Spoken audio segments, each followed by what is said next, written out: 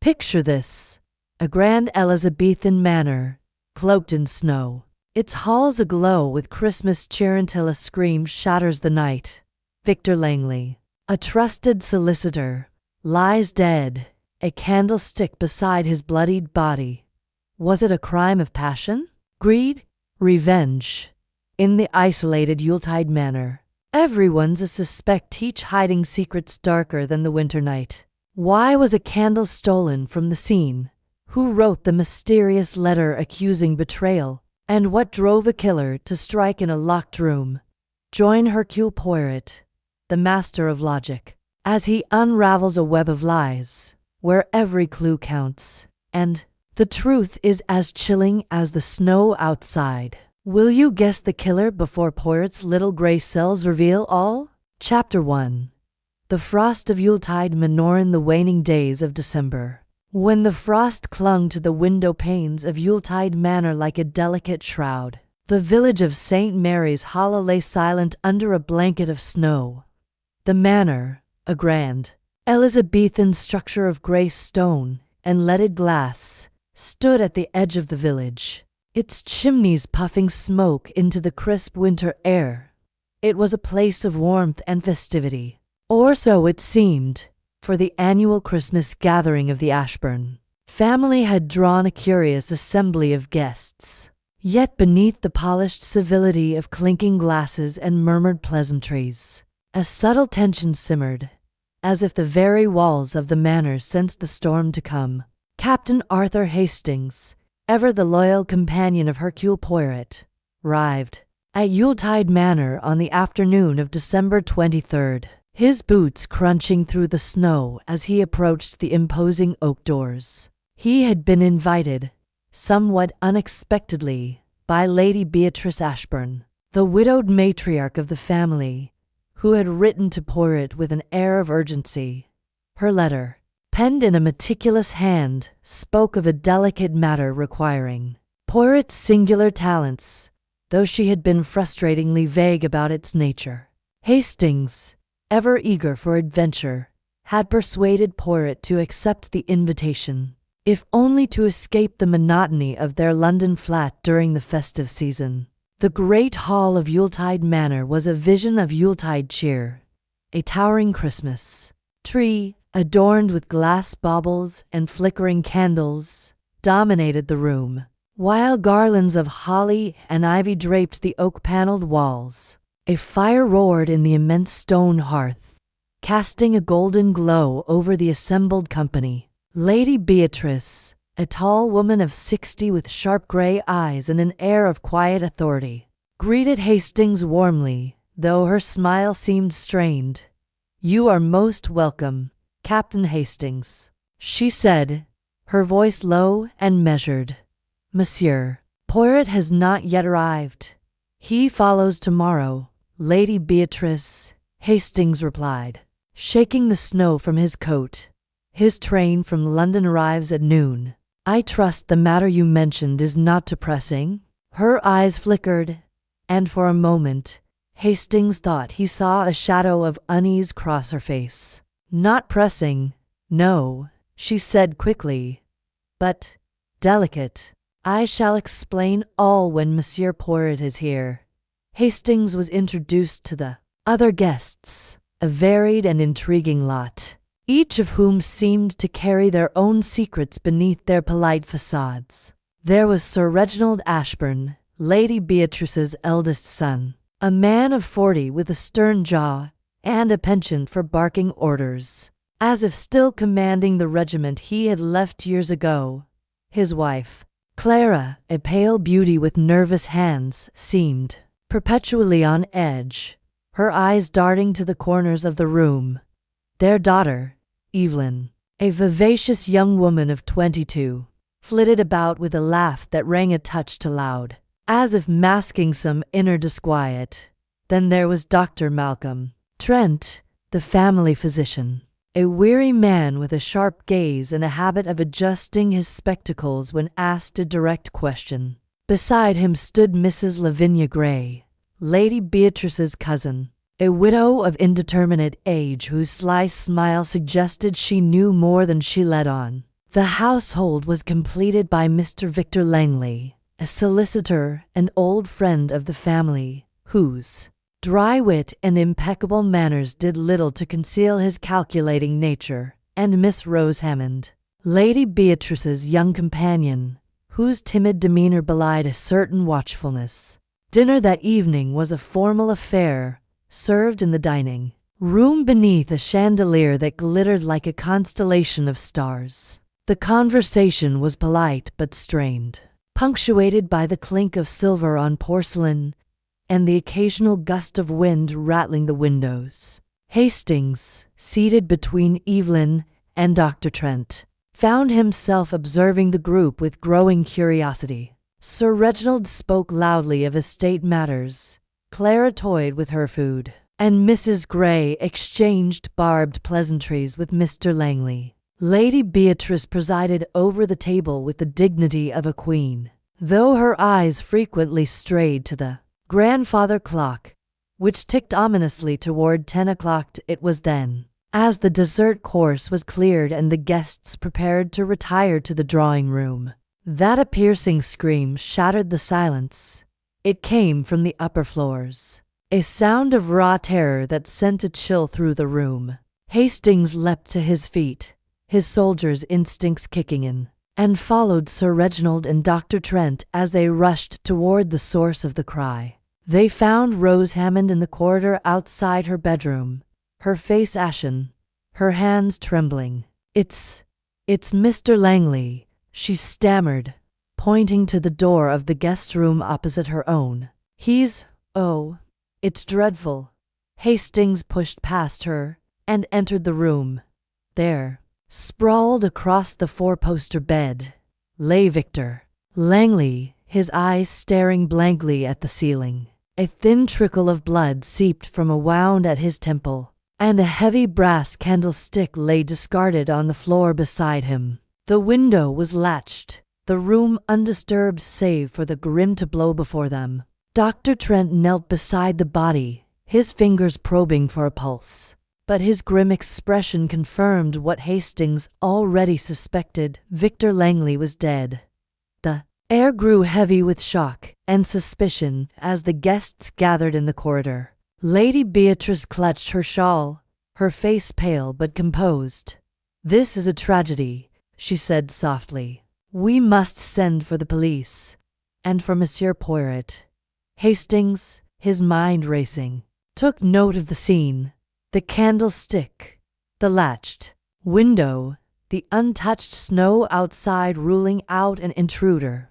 The manor was a closed circle, its inhabitants the only possible suspects. As the clock struck 10, its chimes echoing through the silent house, Hastings felt a prickle of anticipation.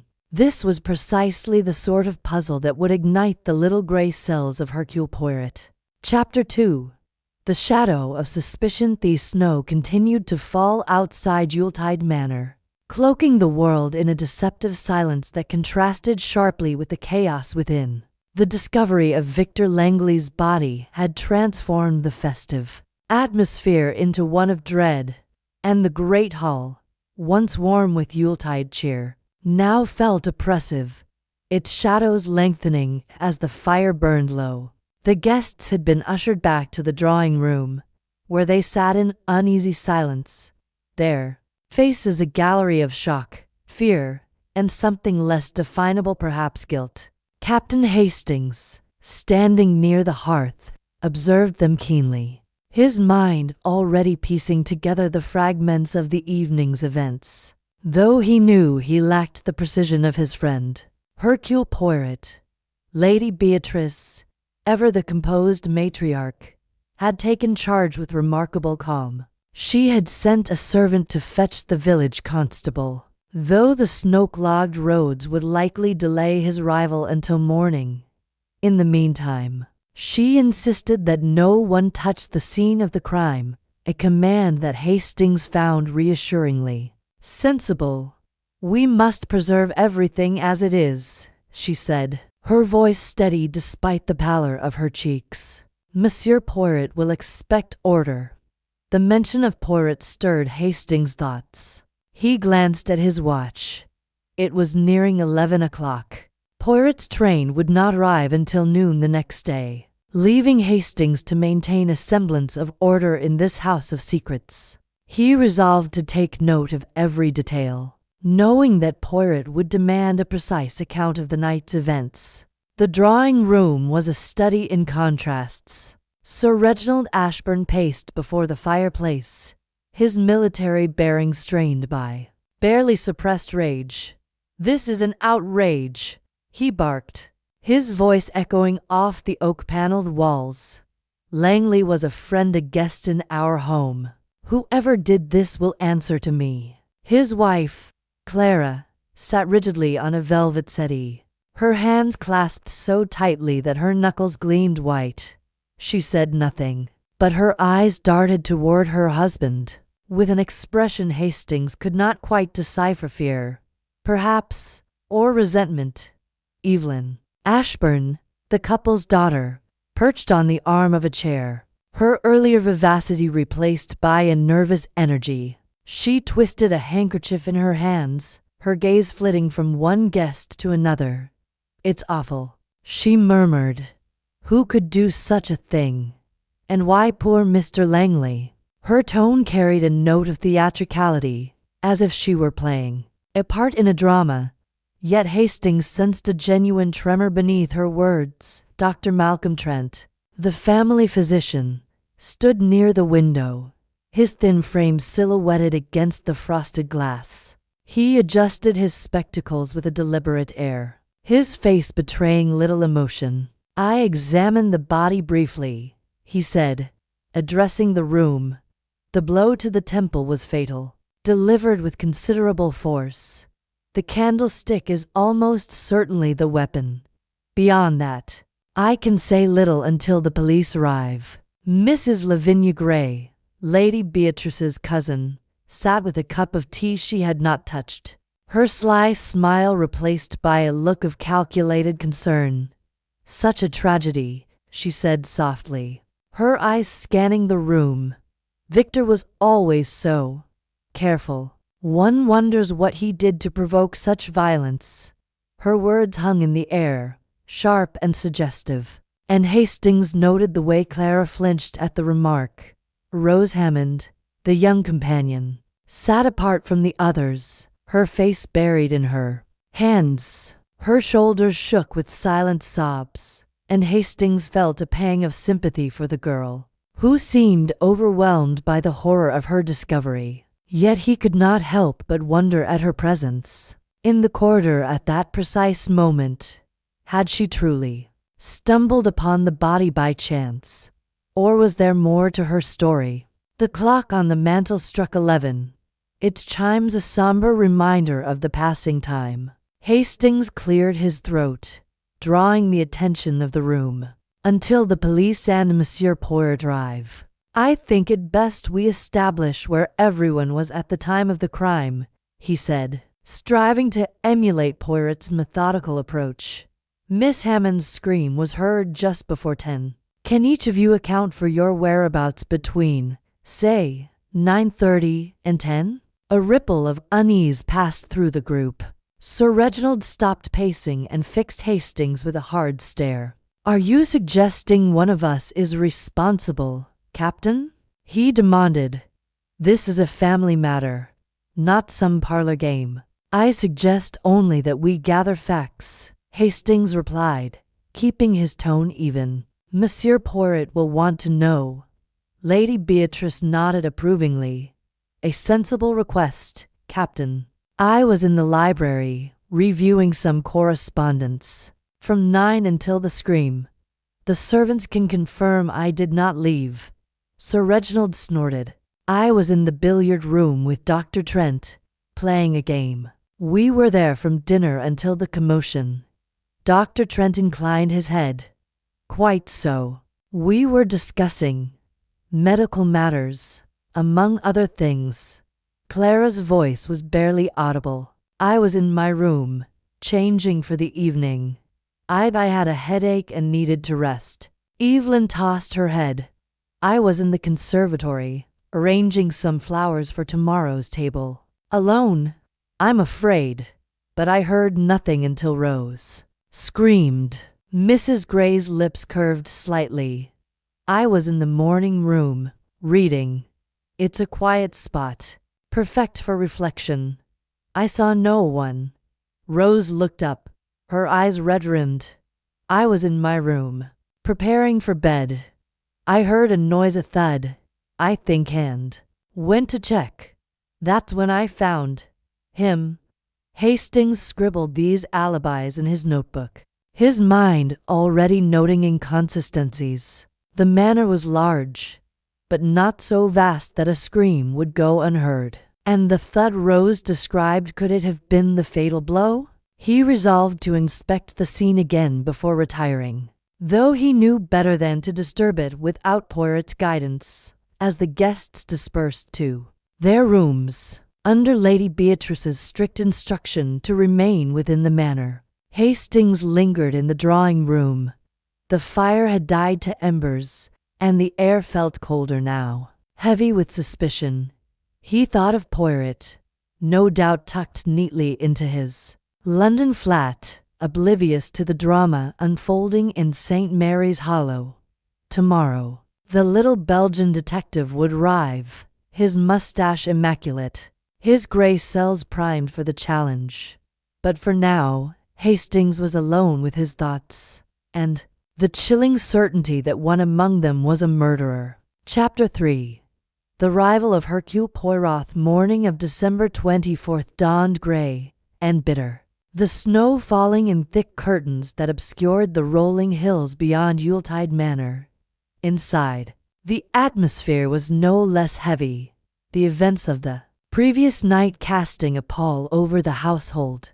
Captain Hastings had slept fitfully, his dreams haunted by the image of Victor Langley's lifeless body and the uneasy alibis of the manor's inhabitants. He rose early, determined to keep order until the arrival of Hercule Poirot, whose train was due at St. Mary's Hollow station at noon. The great hall was quiet as Hastings descended the grand staircase, the Christmas tree now seeming a mockery of festivity with its glittering ornaments and unlit candles. Lady Beatrice was already there, issuing instructions to the servants with her customary composure, though her eyes betrayed a flicker of strain.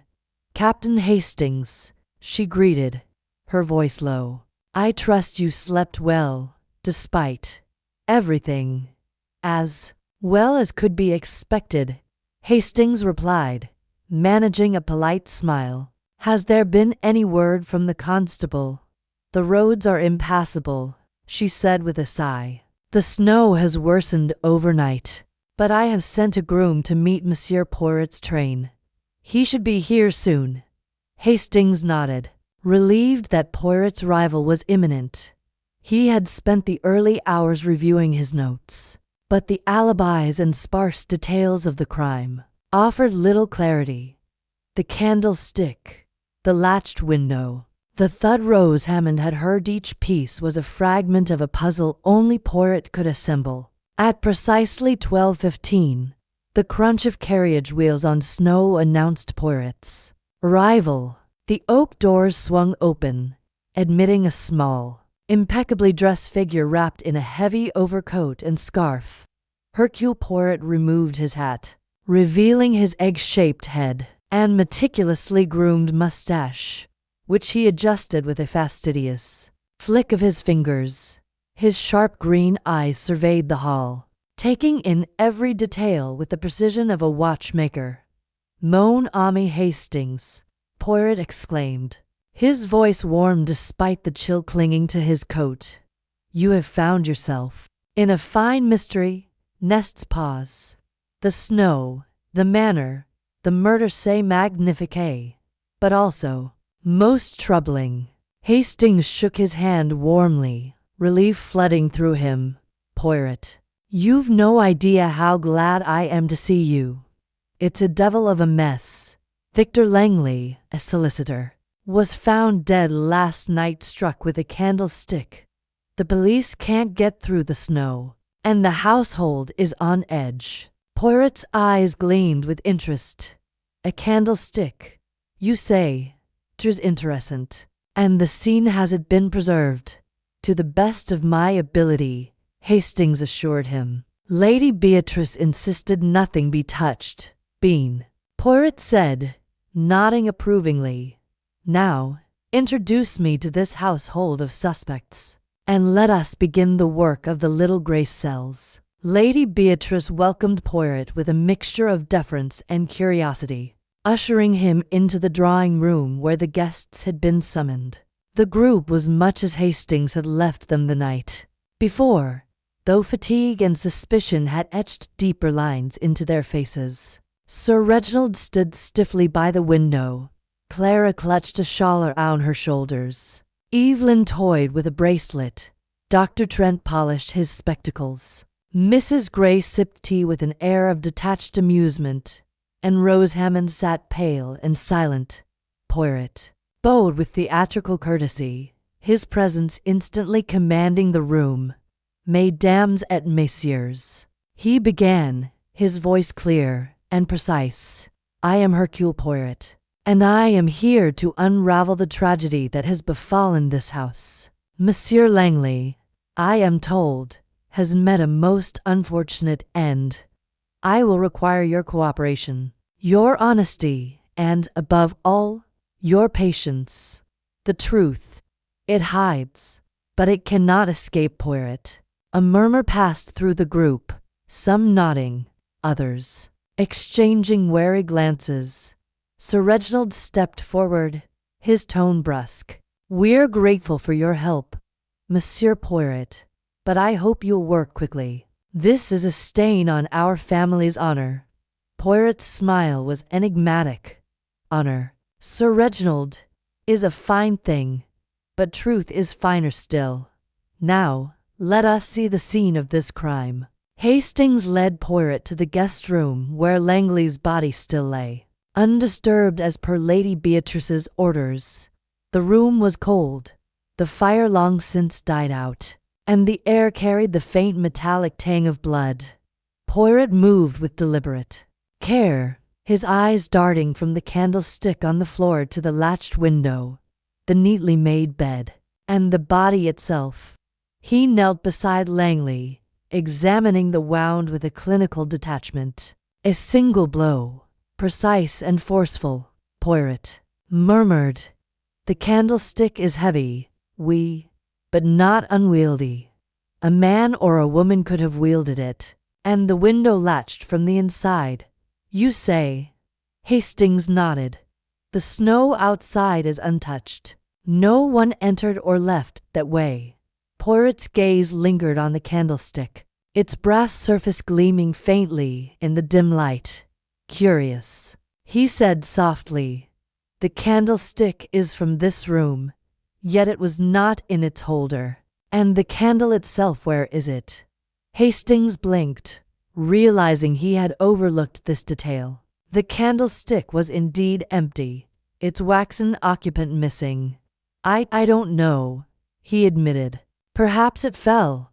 Perhaps, Poirot said, his tone suggesting he thought otherwise. He rose and paced the room, his small, neat steps a contrast to the gravity of the scene. This room, it tells a story, Hastings. The story of a man who was not expecting death, yet met it all the same. We must listen to what it says. Returning to the drawing-room, Poirot addressed the group once more. I will speak with each of you in turn, he announced. There's much to learn, and the truth. It is like the snow outside, soft, but unyielding. Captain Hastings, you will assist me. We begin with Mademoiselle Hammond, who discovered the body. Rose's eyes widened, but she nodded, rising to follow Poirot to a small parlor where they could speak privately. As the door closed behind them, Hastings felt a surge of anticipation. Poirot was in his element now, his mind a finely tuned instrument, poised to uncover the secrets buried within Yuletide Manor. The game, as Poirot might say, was afoot. Chapter 4. The The questions begin. The small parlor where Hercule Poirot conducted his interviews was a cozy, oak-paneled room, its single window framed by heavy velvet curtains that muffled the howl of the snowstorm outside. Yuletide manner. A fire crackled in the grate, casting flickering shadows across the walls. But the warmth did little to ease the tension that hung in the air. Captain Hastings sat in a corner, notebook in hand, ready to record every word, while Poirot perched on a cushioned chair, his posture impeccable, his eyes sharp as they studied Rose Hammond. The young companion sat across from him, her hands clasped tightly in her lap, her face pale and drawn. Her eyes, red from crying, darted nervously toward the door, as if she longed to flee. Poirot, however, was all gentleness, his voice soft and reassuring, like a doctor soothing a frightened patient. "Mademoiselle Hammond," he began, leaning forward slightly, "you have had a most distressing experience, discovering the body of Monsieur Langley. I commend your courage. Now, I ask you to recount precisely what happened last night, from the moment you left the dining room until the moment you screamed." Rose swallowed hard, her fingers twisting the hem of her skirt. I went to my room after dinner, round 9:30, she said, her voice barely above a whisper. "I was tired, and I wanted to prepare for bed. My room is just across the corridor from Mr. Langley's. I was brushing my hair when I heard a noise, a thud, like something heavy falling. It came from his room, I think.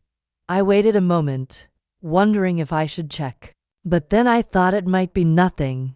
Still, I felt uneasy, so I opened my door and looked out." Poirot's eyes narrowed slightly, though his expression remained kind. "This thud, mademoiselle, what time was it, precisely?" Rose hesitated, her brow furrowing.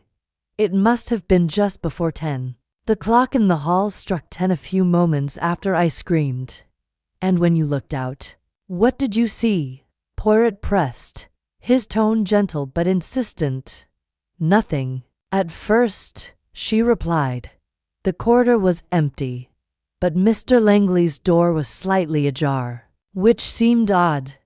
I called out to him, but there was no answer, so I pushed the door open and saw him lying there with blood." Her voice broke, and she covered her face with her hands. Poirot allowed her a moment to compose herself before continuing. "The door was ajar, you say? Not fully open, not fully closed?" Rose nodded. "Just a crack. I thought perhaps he'd left it that way, but now, I don't know. And the candlestick. Mademoiselle, did you notice it before you screamed? Or after?" "After," she said quickly. "I saw him first, and then the candlestick on the floor.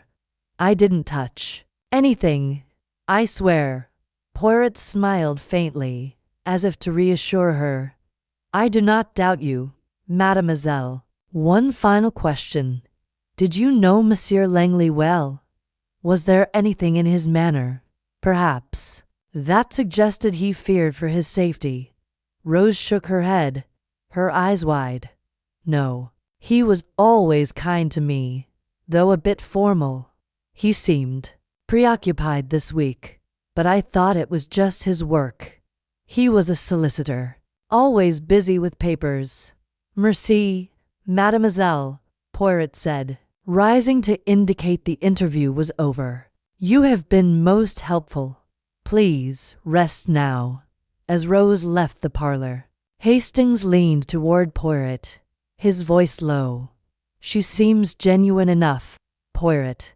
But that business about the thud and the door being ajar, do you think she's telling the whole truth?" Poirot's mustache twitched.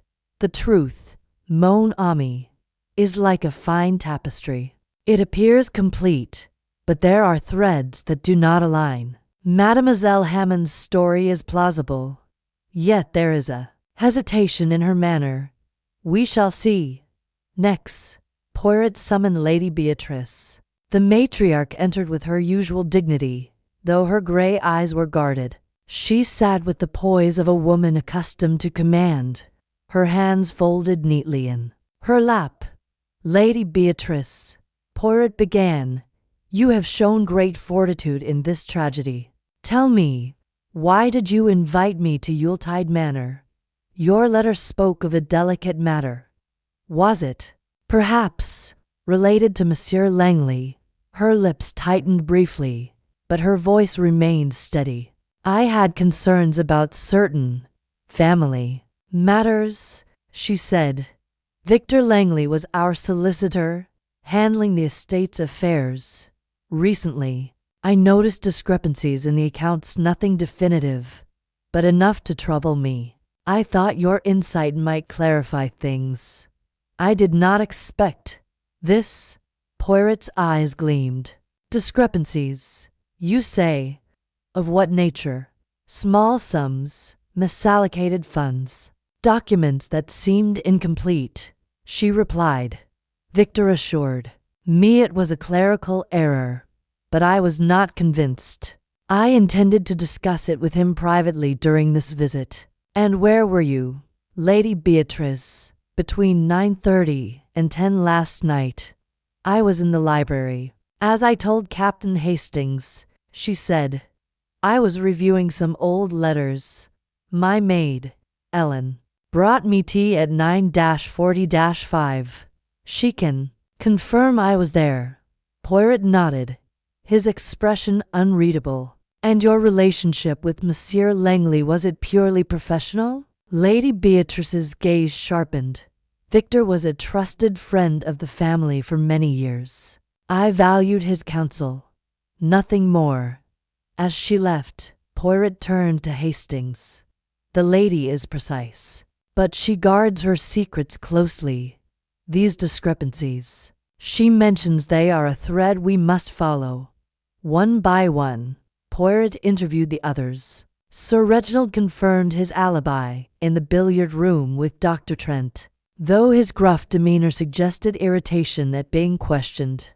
Dr. Trent was calm, almost detached, repeating that he and Sir Reginald had discussed medical matters and heard nothing until the scream. Clara Ashburn spoke haltingly, insisting she was alone in her room with a headache, though she admitted to hearing footsteps in the corridor around 9:50. Evelyn claimed her time in the conservatory, arranging flowers, but could offer no witnesses. Mrs. Gray, with her sly smile, described her quiet reading in the morning room, adding cryptically, "Victor always had a knack for making enemies, even among friends." Each interview added a piece to the puzzle, yet the picture remained elusive. As the day wore on, the snow continued to fall, isolating Yuletide Manor further. Hastings watched Poirot, marveling at the way his friend's mind seemed to dance around the facts, probing, testing, seeking the contradiction that would unlock the truth. The little Belgian detective was calm, methodical, and utterly in control, but Hastings sensed the storm brewing beneath his polished exterior.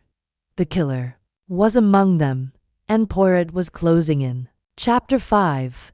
The red herring's snowstorm raged on outside Yuletide Manor, its relentless howl a grim underscore to the mounting tension within. By late afternoon on December 24th, the household was a cauldron of unease, each guest casting sidelong glances at the others, their polite facades crumbling under the weight of suspicion. Hercule Poirot, however, remained an island of calm, his meticulous nature undeterred by the chaos of the murder investigation. Captain Hastings followed him like a faithful shadow, his notebook filled with scribbled observations, though he felt increasingly out of his depth in the face of Poirot's relentless logic. The village constable, delayed by the snow, had yet to arrive, leaving Poirot as the de facto investigator.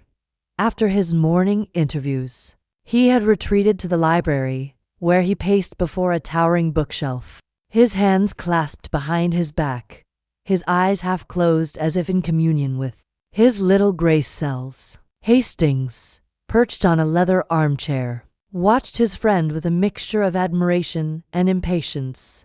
"Poirot," Hastings ventured, "you've spoken to everyone now. Surely you've formed some theory. Rose's story about the thud, Lady Beatrice's talk of financial discrepancies, there's something there, isn't there?" Poirot stopped pacing and fixed Hastings with a piercing gaze.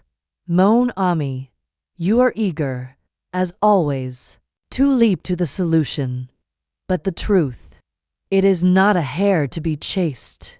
It is a fox, cunning and elusive. We have many threads, but they are tangled. We must untangle them with care." Before Hastings could press further, the door burst open, and Sir Reginald Ashburn stormed in, his face flushed with anger. "Monsieur Poirot," he barked, "I've had enough of this tiptoeing about.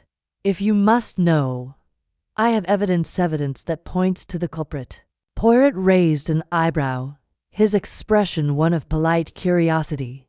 "Evidence, Sir Reginald? Pray, enlighten me." Sir Reginald thrust a folded piece of paper into Poirot's hands. "I found this in the billiard room this morning, tucked behind a cushion. It's a note, in Langley's handwriting. Read it." Poirot unfolded the paper with deliberate care, his eyes scanning the contents.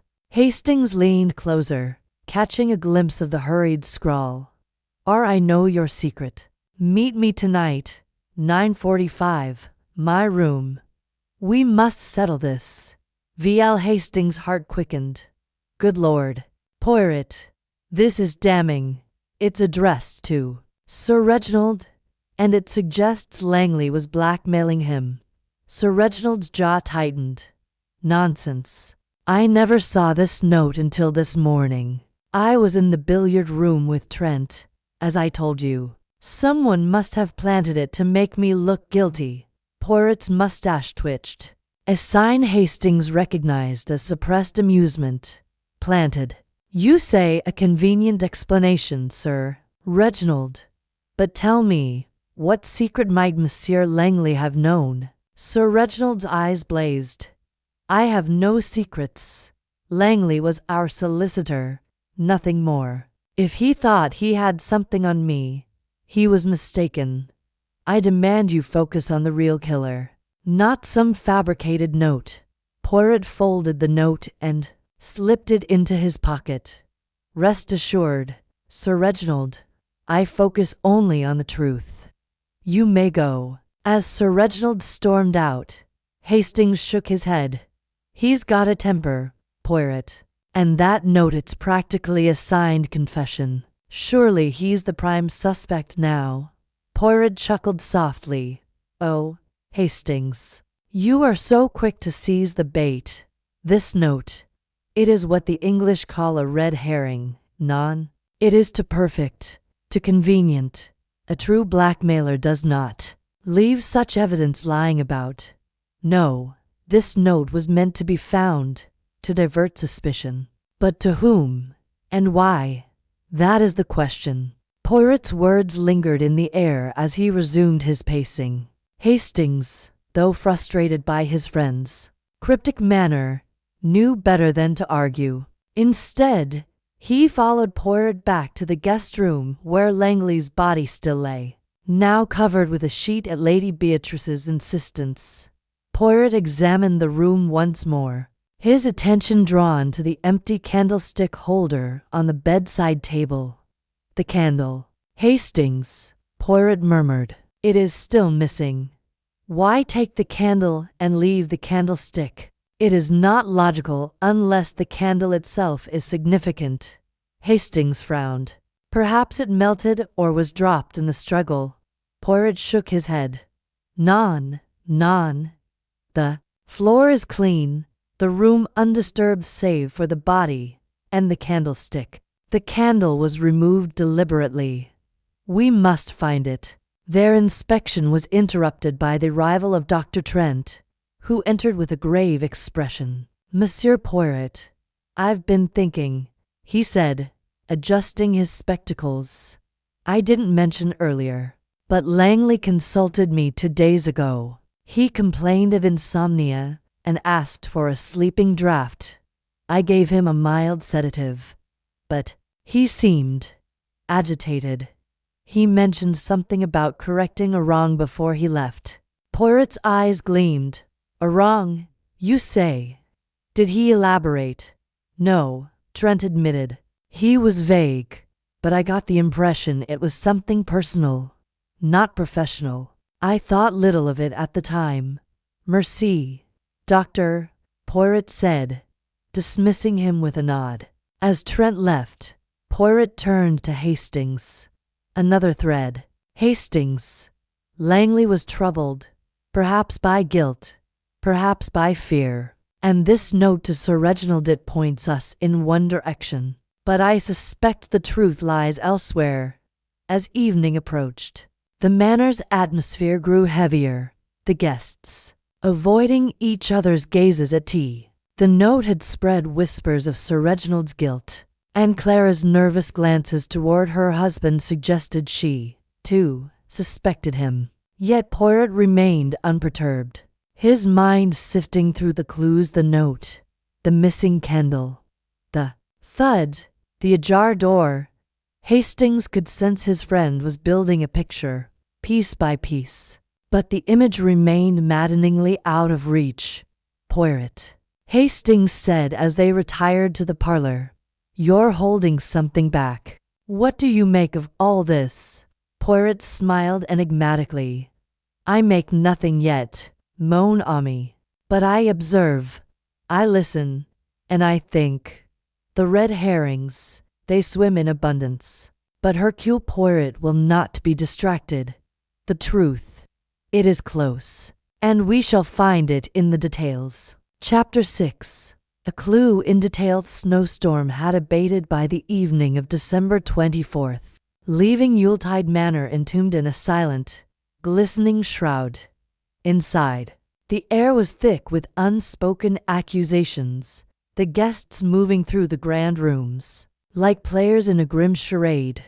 Hercule Poirot, undeterred by the mounting tension, continued his investigation with the precision of a watchmaker, his sharp eyes missing nothing. Captain Hastings, ever at his side, felt the weight of the mystery pressing down, the clues and contradictions swirling in his mind like the snow outside.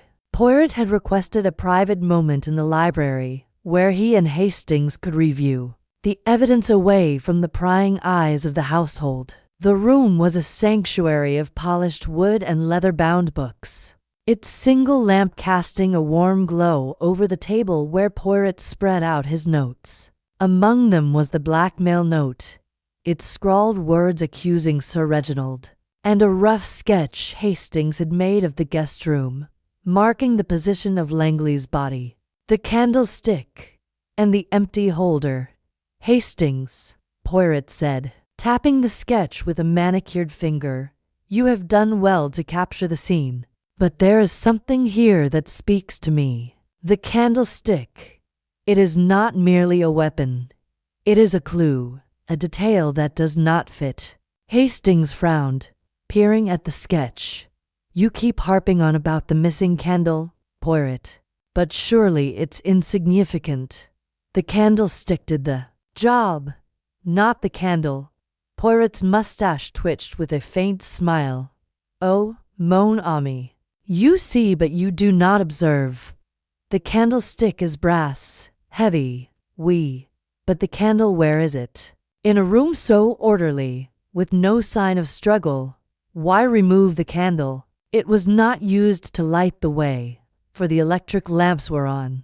It was not dropped, for the floor was clean. No, the candle was taken for a reason." Before Hastings could respond, a soft knock interrupted them. It was Ellen, Lady Beatrice's maid, a stout woman with a nervous demeanor. "Begging your pardon, sir," she said, addressing Poirot. Lady Beatrice sent me to fetch a book, but I overheard you talking about the candle. I might know something. Poirot's eyes gleamed with interest. Speak, madam. Every detail. It is precious. Ellen twisted her apron in her hands. Last night, before the scream, I was bringing tea to Lady Beatrice in the library. As I passed the guest corridor, I saw Miss Evelyn coming out of Mr. Langley's room. It was about 9:40, I think. She was holding something in her hand, a candle. I'm sure of it. I didn't think much of it then. But now, Poirot leaned forward, his voice gentle but probing. You are certain it was a candle, madam? And Mademoiselle Evelyn, did she see you? Ellen shook her head. No, sir. I was in the shadows. And she hurried away toward the conservatory. I thought she might have been fetching something for Mr. Langley, but now I'm not so sure. Merci, madam, Poirot said, dismissing her with a nod. As the door closed, he turned to Hastings, his expression alight with satisfaction. Voila, Hastings. A detail, a thread. Mademoiselle Evelyn, with a candle, in the very room where Langley was killed. And yet she claims she was in the conservatory, arranging flowers. A contradiction, Hastings' mind raced. Good heavens, Poirot, you think Evelyn's involved. But why take the candle? And why lie about her whereabouts? Poirot raised a finger. Patience. Mon ami. We do not yet know the why. But we have the what. Let us test this thread. Bring Mademoiselle Evelyn to me. Hastings fetched Evelyn from the drawing-room, where she was attempting to maintain an air of nonchalance, though her fingers betrayed her, twisting her bracelet incessantly. In the library, she faced Poirot with a defiant tilt of her chin, her bright eyes wary. Mademoiselle Ashburn, Poirot began, his tone deceptively mild. You have told us you were in the conservatory from 9:30 until the scream at 10, arranging flowers. Is this correct? Evelyn nodded, her voice firm. Yes, I was there alone. I like to arrange the flowers myself. It's soothing. Poirot's smile was almost paternal. Admirable, mademoiselle. But tell me, why then were you seen leaving Monsieur Langley's room at 9:40, holding a candle? Evelyn's face paled, her bracelet slipping from her fingers to clatter on the floor. I wasn't in his room, she stammered. Whoever said that is mistaken. A witness, mademoiselle, is not so easily mistaken, Poirot said, his eyes never leaving hers. The truth. It is better to speak it now. What were you doing in Monsieur Langley's room? Evelyn's composure cracked, her hands trembling. All right, I was there, she admitted, her voice low. But it wasn't what you think. I went to speak to Mr. Langley about a private matter. He was alive when I left, I swear it. I took the candle because I needed light in the conservatory. The lamps there are dim. Poirot's gaze sharpened. A private matter, of what nature? Evelyn bit her lip, her eyes darting to Hastings as if seeking rescue. It was about my trust fund. Mr. Langley managed it, and I wanted to ask about withdrawing some money. He said we'd discuss it later, so I left. That's all. And the candle, mademoiselle, where is it now? Poirot pressed. I don't know, she said, her voice faltering. I must have left it in the conservatory. Poirot nodded, dismissing her with a wave. As she fled the room, Hastings shook his head. She's lying, isn't she? About the candle, at least. We should check the conservatory. We, Hastings, Poirot said, rising. But not only the conservatory. The candle. It is a key, and we must find it. It will tell us more than Mademoiselle Evelyn wishes to reveal. They searched the conservatory, a glass-walled room filled with potted ferns and wilting roses, but found no candle. The dim lamps, as Evelyn had said, cast weak light, but the space was orderly, with no sign of a discarded candle. Poirot's expression grew thoughtful as they returned to the library. "The candle is not here," he murmured. "And yet, Mademoiselle Evelyn was seen with it. This is no coincidence, Hastings. The candle. It was taken to conceal something, perhaps a trace of the crime, perhaps a clue to the killer's identity. We must look deeper." As the evening bells tolled, signaling dinner, Hastings felt the mystery tightening its grip. Evelyn's lie, the missing candle, the blackmail note, all were pieces of a puzzle that Poirot was methodically assembling. But the truth remained just out of reach, hidden in the shadows of Yuletide Manor. Chapter 7. More lies. Surface-seathed dining room of Yuletide Manor, usually a place of elegance and warmth, felt like a stage for a grim drama as the guests gathered for dinner. On the evening of December 24th, the chandelier cast a muted glow over the polished table, but the festive spirit of the season was utterly absent. The clink of silverware was subdued, and conversation was stilted, each guest hyper-aware of the empty chair where Victor Langley should have sat.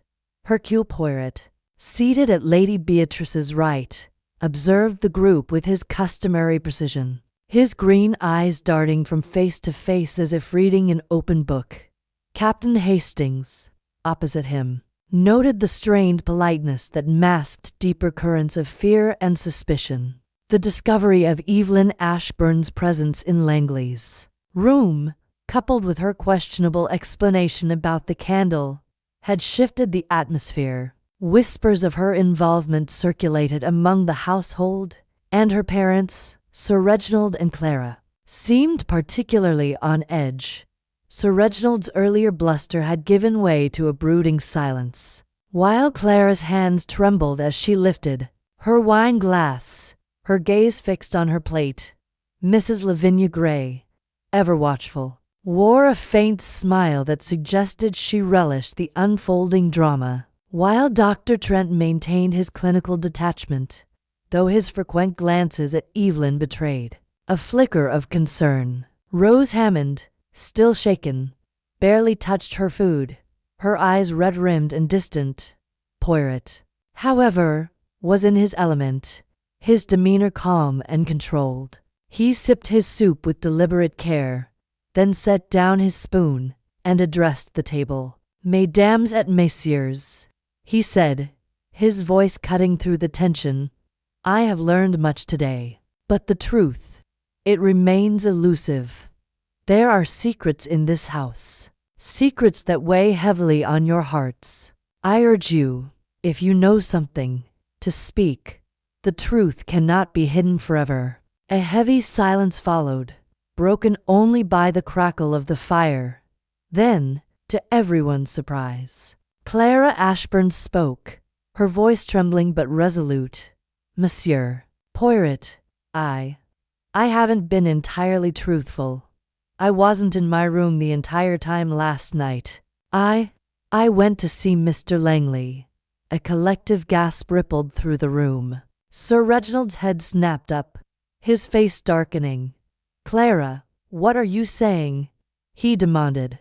Clara ignored him, her eyes fixed on Poirot. "It was about 9:45. I needed to speak to him about a personal matter. I knocked on his door, but he didn't answer. I thought he might be asleep, so I left. I swear he was alive. Then I heard him moving inside the room." Poirot's mustache twitched, his gaze piercing. "A personal matter, madam? Of what nature?" Clara's cheeks flushed, and she hesitated, her fingers twisting her napkin. "It was about a letter I received, an anonymous letter.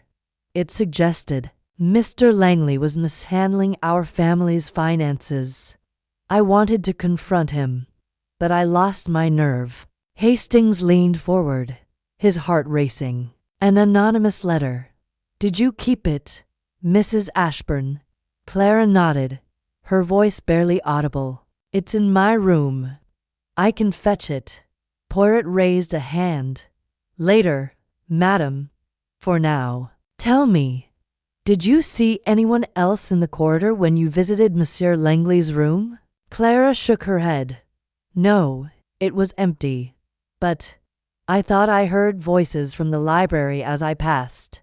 I assumed it was Lady Beatrice and her maid. Poirot nodded, filing the information away. Merci, madam. Your candor is appreciated. As dinner continued, the revelation hung over the table like a storm cloud. Sir Reginald glared at his wife, his jaw tight, while Evelyn's eyes darted between her parents, her expression a mix of fear and guilt.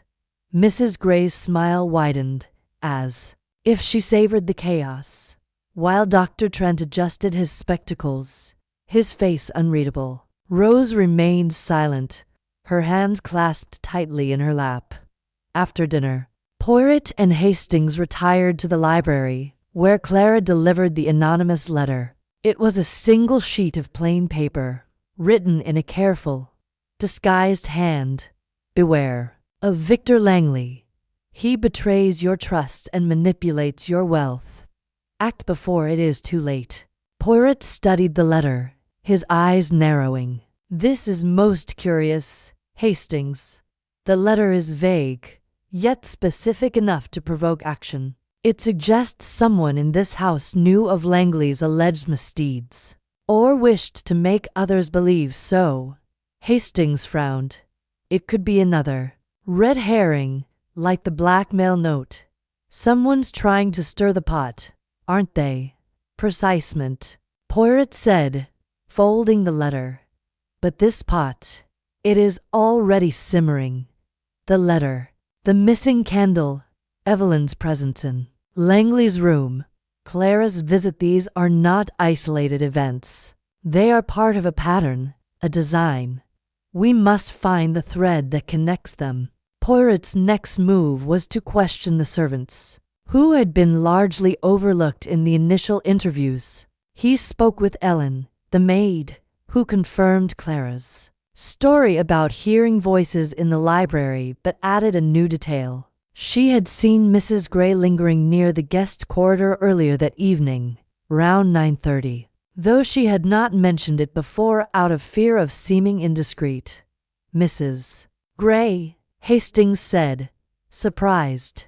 She claimed she was in the morning room, reading. Another lie.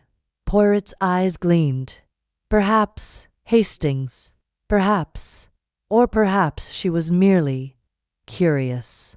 But curiosity, in a house of murder, is a dangerous thing.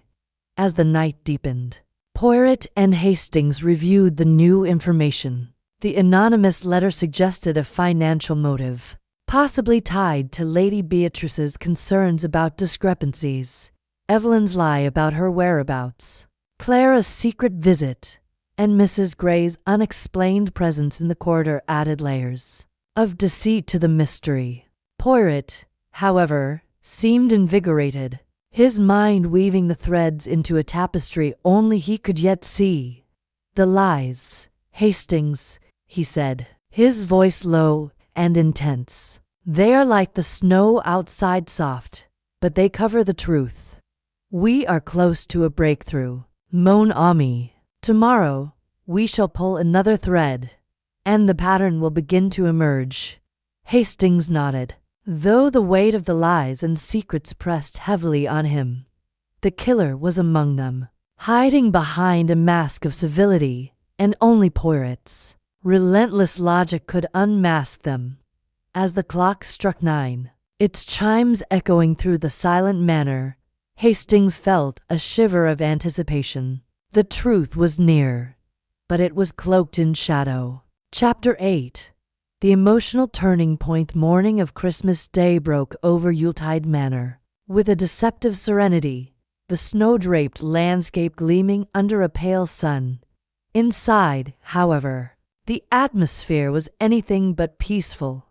The weight of Victor Langley's murder pressed heavily on the household, and the revelations of the previous evening, Clara's secret visit to Langley's room, the anonymous letter, and Mrs. Gray's unexplained presence in the guest quarter had deepened the web of suspicion. Hercule Poirot, ever the calm center of the storm, moved through the manor with his characteristic precision, his sharp eyes missing nothing. Captain Hastings, trailing behind, felt the tension building toward a breaking point, as if the manor itself were holding its breath. Breakfast was a subdued affair, the guests barely touching the lavish spread of kippers, toast, and marmalade. Lady Beatrice presided with her usual dignity, but her hands trembled slightly as she poured tea. Sir Reginald glowered at his plate, his earlier bluster replaced by a brooding intensity. Clara sat rigidly, her eyes avoiding her husband's, while Evelyn fidgeted with her napkin, her usual vivacity dimmed.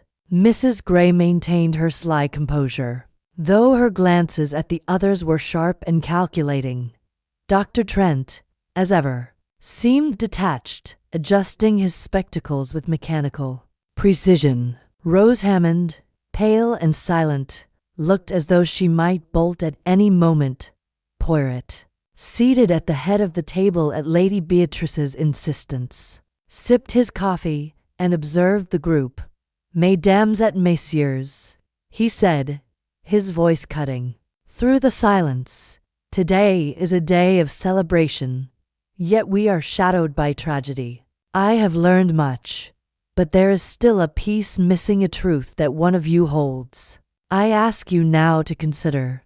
What is the cost of silence?" His words hung in the air, and for a moment, no one spoke.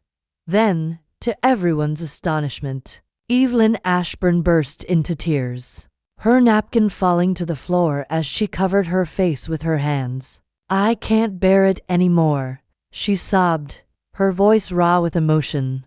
"I lied, Monsieur Poirot. I lied about why I was in Mr. Langley's room." A stunned silence followed, broken only by her choked sobs.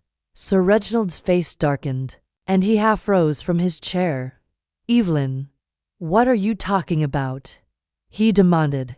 Clara reached for her daughter's hand, but Evelyn pulled away, her eyes fixed on Poirot. "I wasn't there about my trust fund," she confessed, her voice trembling. I was in love with Mr. Langley. I went to his room to beg him to run away with me. He refused. He said it was impossible, that he had obligations.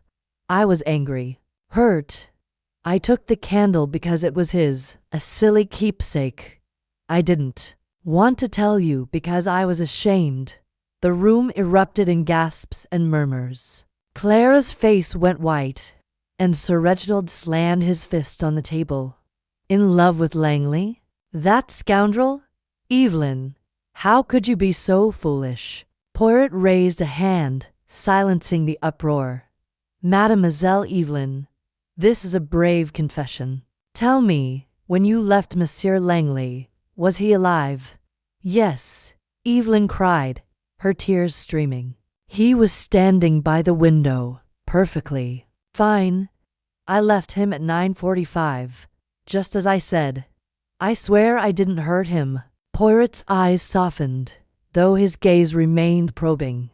"And the candle? Mademoiselle, where is it now?" Evelyn hesitated, her breath hitching. "I hid it in my room, under my bed. I know it was foolish, but I couldn't bear to part with it." Poirot nodded, his expression unreadable. "Merci, mademoiselle. You have done well to speak.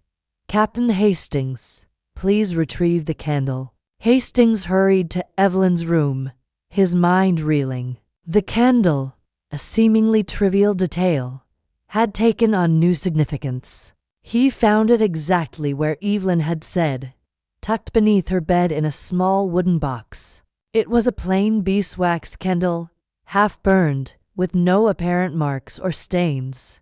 He returned to the dining room, presenting it to Poirot, who examined it closely under the light of the chandelier.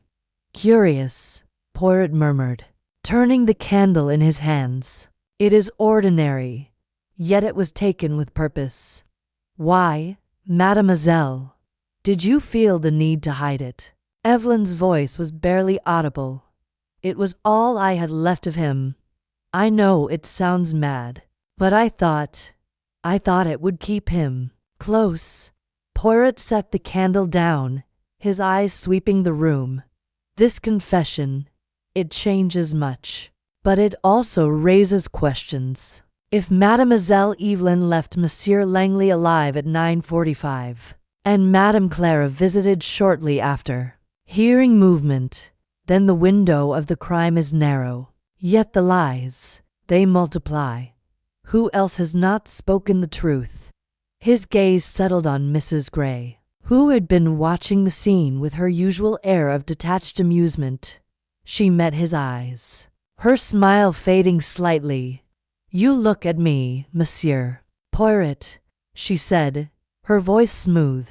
"Do you suspect me of something?" "I suspect everyone, madam," Poirot replied, his tone polite but firm.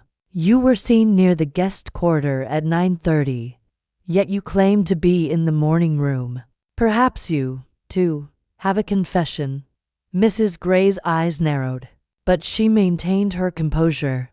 "I was restless last night," she said. "I did step into the corridor briefly, to stretch my legs. I saw nothing unusual and returned to the morning room. If your witness says otherwise, they are mistaken." Poirot's smile was enigmatic. "We shall see, madam. The truth, it has a way of revealing itself." As the meal ended, the guests dispersed, their nerves frayed by Evelyn's outburst and Poirot's relentless probing. Hastings followed Poirot back to the library, clutching the candle. "Evelyn's confession," he said. "It's a bombshell, Poirot. Do you believe her?" Poirot's eyes gleamed. "She speaks the truth, Hastings, but not all of it. Her love for Langley, it explains her actions, but the candlelit is still a mystery. Why take it? Why hide it, unless it holds a secret we have not yet uncovered? And Madame Gray, she is too clever, too guarded. There is more to her wanderings than she admits." The emotional weight of Evelyn's confession lingered, a turning point that had cracked the facade of Yuletide Manor. Hastings felt the puzzle shifting, the pieces falling into a new pattern. But the picture remained incomplete. Poirot, however, seemed invigorated, his mind racing toward the truth. As the Christmas bells tolled outside, their somber notes echoing through the snow, Hastings knew the investigation was nearing a critical juncture. The killer's mask was slipping, and Poirot was ready to tear it away. Chapter 9. The Trap. The afternoon of Christmas Day at Yuletide Manor was cloaked in a tense hush, the snow outside falling softly, as if to muffle the secrets within. The emotional weight of Evelyn Ashburn's confession at breakfast had left the household rattled, each guest retreating into their own thoughts, their interactions marked by strained civility. Hercule Poirot, however, was undeterred, his mind a whirl of logic and intuition as he prepared to tighten the net around the killer. Captain Hastings, ever his loyal shadow, sensed that Poirot was orchestrating a pivotal moment, a trap to coax the truth from the web of lies that entangled Yuletide Manor.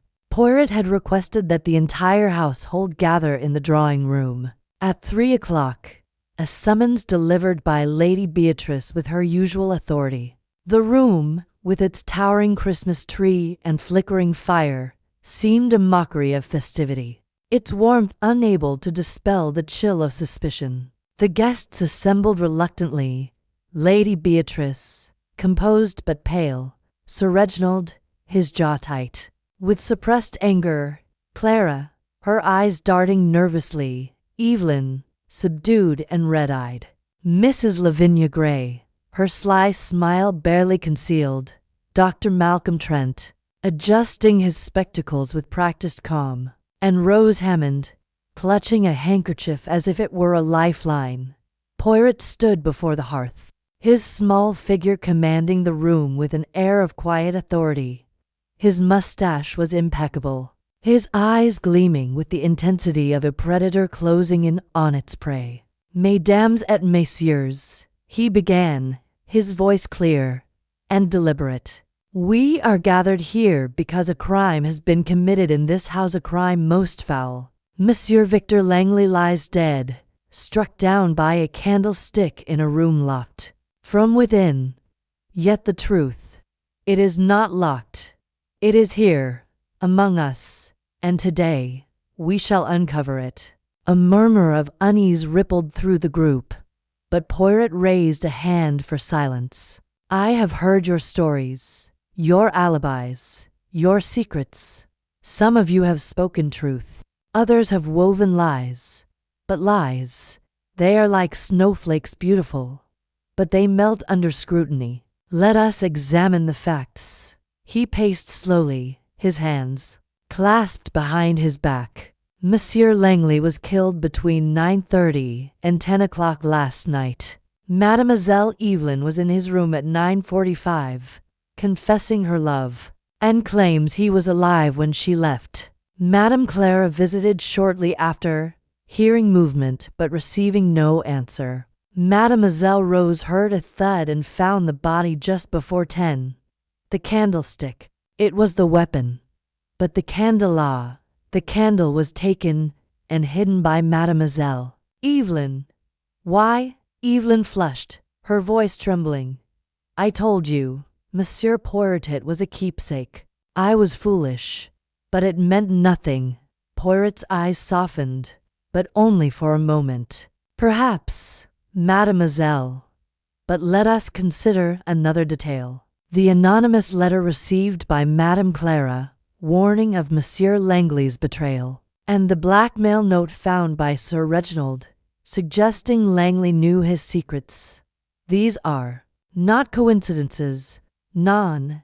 They are threads in a tapestry of deceit." Sir Reginald bristled.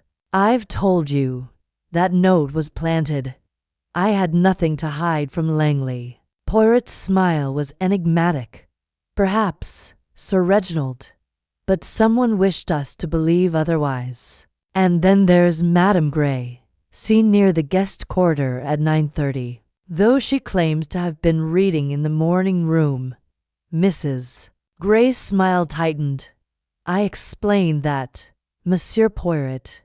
I was restless, nothing more." Poirot nodded, as if conceding the point, then turned to the group. "Let us play a little game. I propose a reconstruction of the night's events.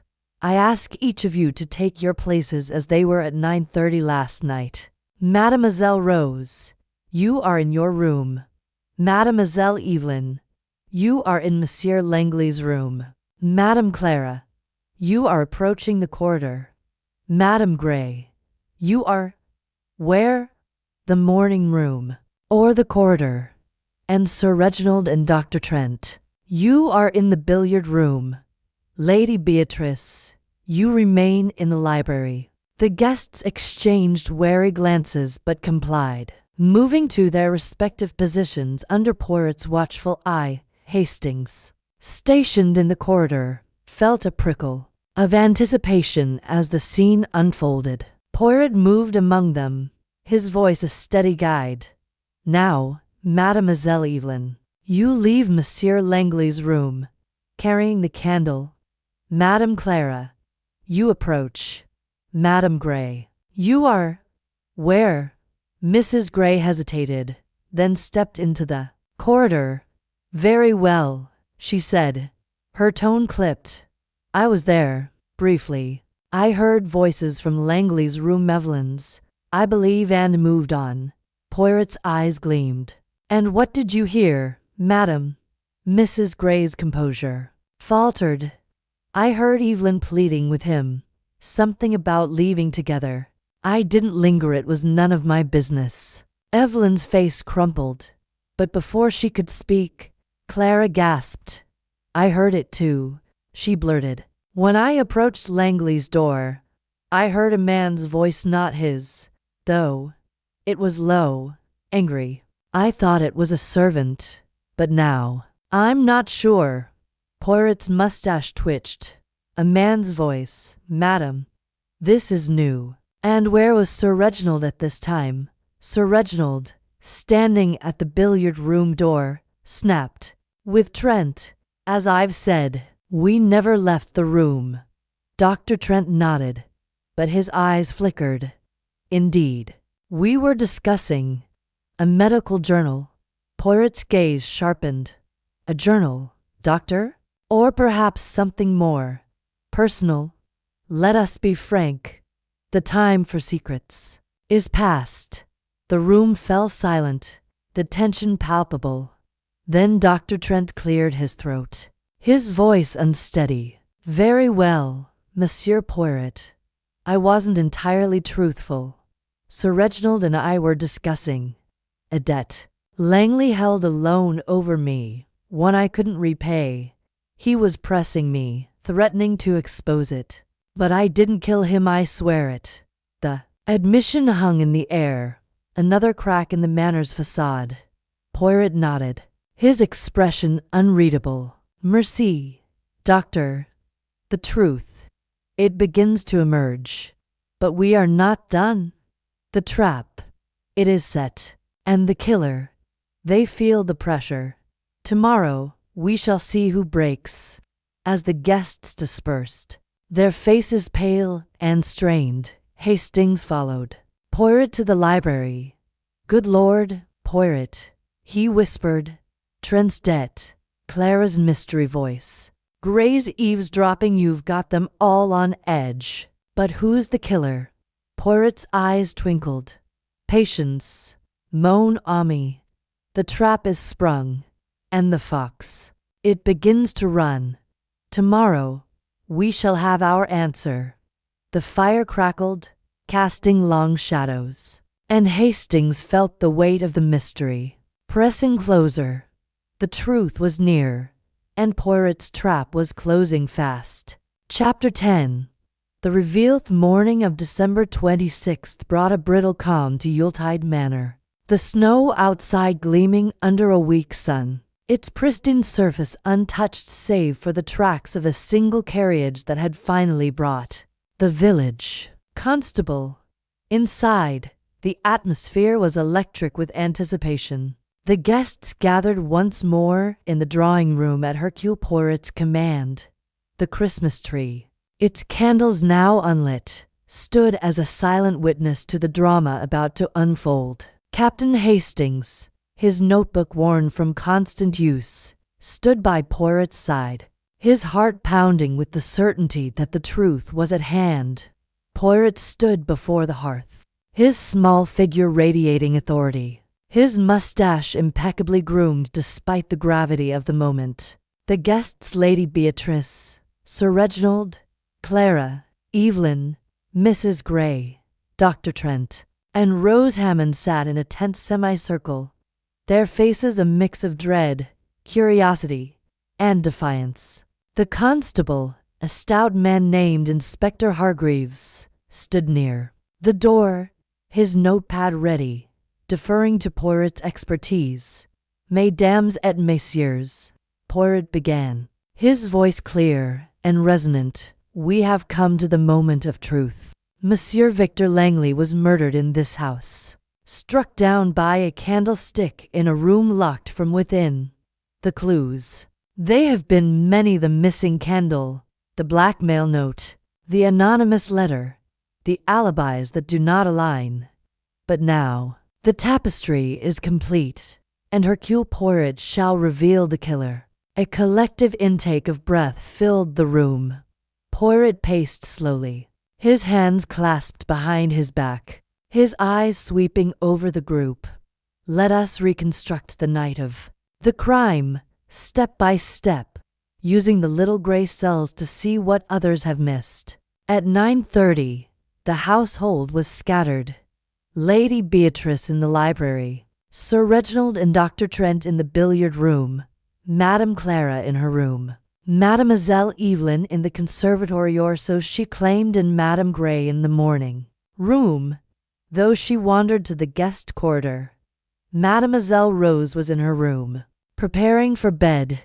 He paused, his gaze settling on Evelyn. Mademoiselle Evelyn, you confessed to visiting Monsieur Langley at 9:45, driven by love, and taking the candle as a keepsake. You left him alive, you say, and I believe you. Your lie was one of shame, not guilt. Evelyn's shoulders sagged with relief, but Poirot's attention shifted to Clara. Madame Clara, you visited Langley shortly after. Hearing movement and a man's voice, not his. You spoke of an anonymous letter warning of his betrayal. This letter, it was a catalyst, meant to sow suspicion. Clara nodded, her hands trembling. Poirot continued, turning to Dr. Trent. Doctor, you admitted to a debt owed to Langley, a motive for murder. But your alibi with Sir Reginald holds. Confirmed by the servants who heard your voices in the billiard room. You are not the killer. Dr. Trent exhaled, his spectacles fogging slightly. Poirot's eyes then fixed on Mrs. Grey. Madame Grey, you were seen in the corridor, eavesdropping on Mademoiselle Evelyn's conversation with Langley. You claimed restlessness, but your presence was no accident. You were watching. Waiting perhaps for an opportunity. Mrs. Grey's smile faltered, but she said nothing. Poirot's gaze moved to Rose. Mademoiselle Rose, you heard a thud, and found the body, your scream alerting the house. Your story is consistent, but there's one detail: the door, ajar. Why was it not fully closed? Rose's eyes widened, but before she could speak, Poirot raised a hand. Let us consider the clues. The candlestick, heavy and lethal, was taken from its holder, but the candle was removed and hidden by Mademoiselle Evelyn. Why? Because the candle held a secret, a trace of wax, perhaps, or a mark that could identify the killer. But it was clean, This puzzled me until I realized the candle was not the clue. It was a distraction. Poirot's voice grew sharper. The blackmail note, addressed to Sir Reginald, was planted to cast suspicion on him. The anonymous letter to Madame Clara served the same purpose, to stir chaos. But the true clue lies in the timing and the voices heard by Madame Clara. She heard a man's voice, low and angry, in Langley's room after Evelyn left. This voice, it was not Langley's. And there's only one man in this house whose alibi is not fully secure. All eyes turned to Sir Reginald, who leapt to his feet, his face red with fury. This is outrageous. I was in the billiard room with Trent. Poirot's smile was cold. Non. Sir Reginald, you were not.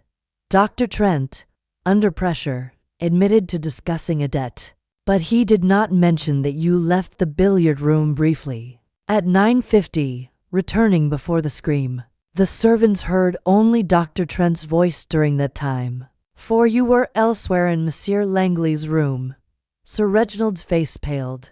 You have no proof. Poirot's eyes gleamed.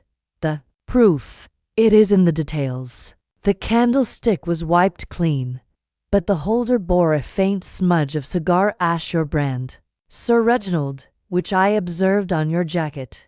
You smoked in the billiard room, then carried the ash to Langley's room. You confronted him about the financial discrepancies Lady Beatrice mentioned, discrepancies you feared would ruin you. Langley, perhaps, threatened to expose you, and in a moment of rage, you struck him with the candlestick. Clara gasped, her hand flying to her mouth. Reginald, no. Poirot continued, relentless. You left the door ajar, hoping to suggest an intruder. But the snow outside betrayed you no tracks. The note was your creation, planted to deflect suspicion. The anonymous letter to Madame Clara was your attempt to make Langley's death seem inevitable, a result of his own misdeeds. Sir Reginald staggered, his defiance crumbling. I didn't mean to kill him, he whispered. He was going to ruin us, our name, our estate. I only meant to warn him. But he laughed, mocked me. I lost control. The room was silent, the weight of his confession crushing. Inspector Hargreaves stepped forward, his face grim. Sir Reginald Ashburn, you're under arrest. As the constable led Sir Reginald away, the guests sat in stunned silence. Poirot turned to Hastings, his expression somber. The truth, mon ami, it is never pleasant, but it must be faced. The drawing room emptied, leaving only the crackle of the fire and the shadow of the Christmas tree. Hastings shook his head, marveling at Poirot's genius. The trap had been sprung, the killer unmasked, and Yuletide Manor's secrets laid bare. Chapter 11.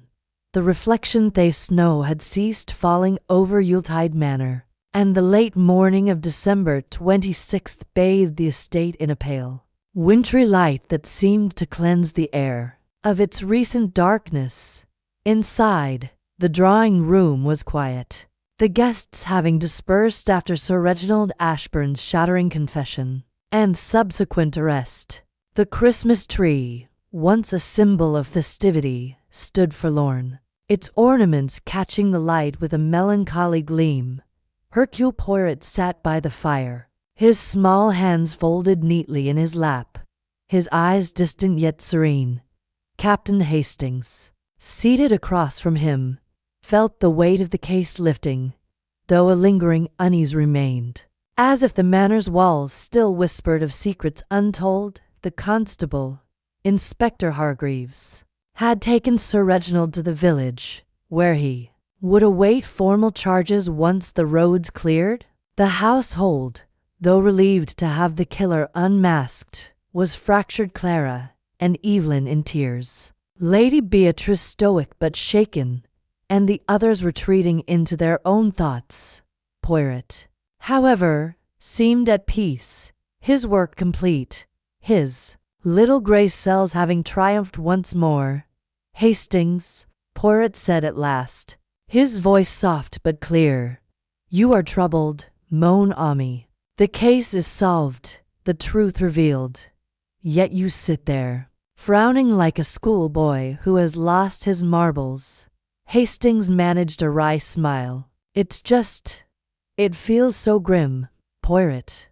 Sir Reginald, a man of honor, driven to murder over money and pride.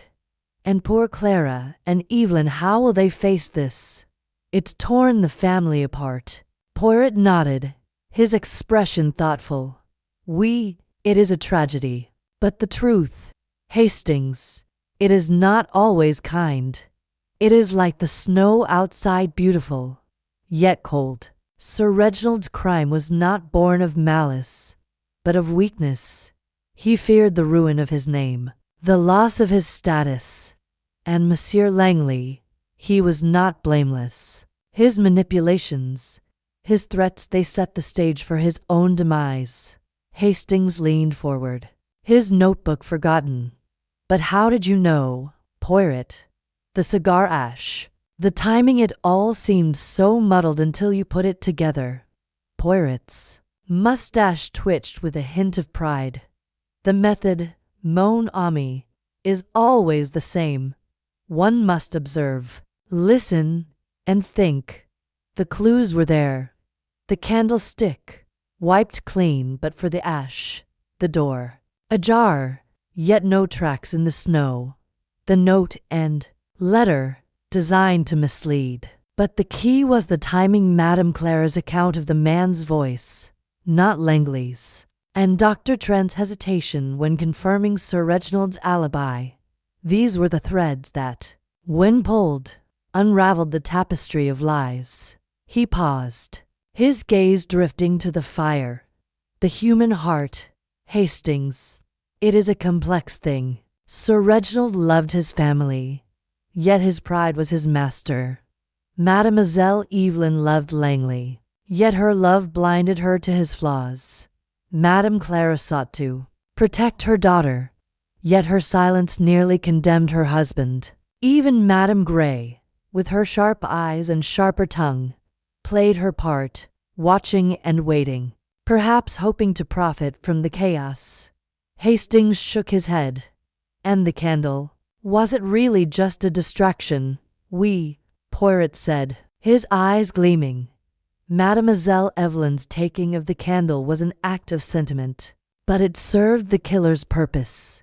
It drew our attention, made us question her. While Sir Reginald hid behind his planted note, the candle was a symbol, Hastings a light that should have illuminated the truth, but was instead hidden away. The door opened, and Lady Beatrice entered, her face pale but composed. "Monsieur Poirot," she said, her voice steady, "I owe you a great debt. You have saved this family from further disgrace, though the cost is heavy. I suspected Reginald's temper, but I never imagined he would go so far." Poirot rose, bowing slightly. "Madam, the truth is a burden, but it is also a liberation. Your family will heal in time." Hercule Poirot is only glad to have served. Lady Beatrice nodded, her eyes glistening. "Will you stay for the remainder of the holiday?" Poirot smiled gently. "Non, madam. My work here is done. The snow clears, and I must return to London. But I leave you with my assurance. The truth, it always prevails." As Lady Beatrice left, Hastings stood, stretching his legs. "You're really going, Poirot? It feels unfinished, somehow." Poirot chuckled softly. "The case, it is finished, mon ami. But life, it continues, with all its mess and beauty. Come, let us prepare to depart. The train to London awaits, and I long for the order of my little flat." They packed their things, Poirot fussing over the alignment of his valise, and by noon, they were in a carriage bound for St. Mary's Hollow station. As the manor receded into the distance, its grey stone walls softened by snow, Hastings felt a pang of melancholy. The mystery was solved, but the scars it left would linger. "Poirot," he said as the carriage rattled along, "do you ever tire of it? Uncovering these dark truths, tearing families apart." Poirot's eyes softened, a rare glimpse of vulnerability. "Sometimes, mon ami, the truth is a heavy burden, but it is my purpose to bring order to chaos, to shine light in the darkness. And that, Hastings, is enough." The carriage rolled on, carrying them away from Yuletide Manor and its cold trail of secrets, toward the warmth of London and the promise of new mysteries yet to come. Chapter 12.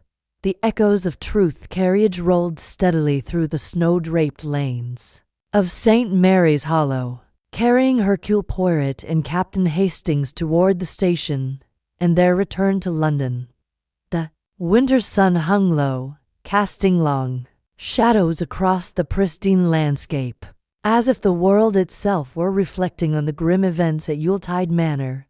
Inside the carriage, Poirot sat with his usual fastidious posture, his gloved hands resting on his cane, his eyes fixed on some distant point. Hastings, however, was restless, his mind still entangled in the aftermath of Sir Reginald's confession and the fractured lives left behind. "Poirot," Hastings said, breaking the silence, "I can't help but feel we've left something unresolved. The manor, the family there in pieces, and that anonymous letter to Clara. We never found out who sent it. Doesn't that bother you?" Poirot's mustache twitched, a faint smile playing at the corners of his mouth. "Mon ami, you are like a dog with a bone. always worrying at the loose ends. The letter. It was a tool, a spark to ignite suspicion. Its author is no longer relevant, for the killer has been unmasked. But if it eases your mind, I suspect Madame Gray's hand in it. Her sharp eyes see much, and she enjoys the game of manipulation. Hastings frowned, unconvinced. Mrs. Gray. But why? She had no clear motive to kill Langley. None. She did not kill, Poirot replied, his voice calm but firm. But she knew of Langley's financial games, perhaps from overhearing his talks with Sir Reginald. The letter was her way to stir the pot, to watch the drama unfold. She is a woman who thrives on secrets, Hastings, but not, I think, on murder. The carriage jolted over a rut, and Hastings gripped the seat, his thoughts racing. And Evelyn's candle. You said it was a distraction, but it still feels significant. Why did she hide it so carefully? Poirot's eyes gleamed. The candle. It was her heart's folly. She took it as a memento of her love. But in doing so, she gave Sir Reginald the perfect diversion. By hiding it, she drew our eyes away from the true clue, the cigar ash on the candlestick holder. It was not the candle itself, but what it obscured that mattered. Hastings nodded slowly, piecing it together. So Sir Reginald used Evelyn's actions to muddy the waters. Clever, in a desperate sort of way. Precisement, Poirot said, tapping his cane lightly. The human mind, it seeks to protect itself with layers of deception. Sir Reginald's crime was impulsive, but his attempts to cover it were calculated. The note, the letter, the ajar door, all were his efforts to point us elsewhere. But Hercule Poirot, he sees through the fog. The carriage slowed as they approached the station. The small platform dusted with snow and bustling with a few travelers braving the cold. As they stepped down, Poirot adjusted his scarf with meticulous care, his breath forming clouds in the frigid air. Hastings, lugging their valises, glanced back toward the distant manor, its chimneys just visible against the horizon. Do you think they'll recover, Poirot? He asked. Lady Beatrice, Clara, Evelyn, they've lost so much. Poirot's expression softened, a rare glimpse of compassion beneath his polished exterior. Time, mon ami, is a great healer. Lady Beatrice has her strength, Madame Clara her love for her daughter, and Mademoiselle Evelyn her youth. They will mend, though. The scars will remain. It is the way of life. The train's whistle pierced the air, signaling its approach. As they boarded, Poirot paused at the carriage door, his eyes scanning the snowy landscape. This case, Hastings, it reminds us of the fragility of honor. Sir Reginald fell not because he was evil, but because he was human to proud, too. Afraid.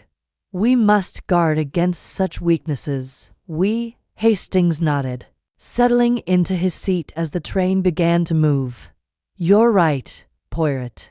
But I'll never understand how you see it all so clearly. The ash, the timing, the lies. It's like magic. Poirot chuckled, his eyes twinkling. Not magic, mon ami. Method. The little gray cells, they do not fail. Now, let us enjoy this journey. London awaits, and perhaps a quiet evening with a tisane and my armchair. As the train chugged through the snow-covered countryside, Hastings leaned back, his mind easing at last. The mystery of Yuletide Manor was solved, its cold trail warmed by the light of truth. Poirot, ever the master, had brought order to chaos. And though the cost was high, the justice was certain. The echoes of the case lingered. But with Poirot at his side, Hastings felt ready for whatever mysteries lay ahead. Chapter 13. The unseen motiveth train to London rattled through the snowy countryside. its rhythm a soothing counterpoint to the turmoil left behind at Yuletide Manor. Hercule Poirot sat by the window, his gloved hands folded neatly over his cane, his eyes fixed on the passing landscape with an air of quiet contemplation. Captain Hastings, seated opposite, fidgeted with his scarf, his mind still tethered to the events of the past days. Though the murderer had been unmasked and justice served, a nagging sense of incompletion gnawed at him, as if some final piece of the puzzle remained just out of reach. "Poirot," Hastings said, breaking the comfortable silence, "you've tied up the case neatly, as always. Sir Reginald's confession, the cigar ash, the planted note, it all fits. But I can't shake the feeling there's more to it. Why did Langley provoke such rage? What was he really up to with the family's finances?" Poirot's mustache twitched, a sign of amusement or perhaps satisfaction. "Mon ami, you are persistent, like the English bulldog. You sense the unseen. Very well, let us reflect. Monsieur Langley was no saint. His death, it was the spark. But the fire was built long before. Let us consider the unseen motive, the heart of this tragedy." He leaned back, his eyes half closed as if summoning the details from memory. Langley was the solicitor for the Ashburn estate, a man trusted with their wealth. Yet Lady Beatrice spoke of discrepancies. Madame Clara received an anonymous letter warning of betrayal, and Dr. Trent admitted to a debt Langley held over him. These are not isolated threads, Hastings. They point to a pattern, a man who wielded power through secrets. Hastings frowned, piecing it together.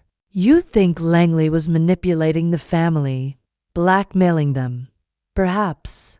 "Precisement," Poirot said, his voice low and deliberate. "Langley was a man of ambition, cloaked in respectability.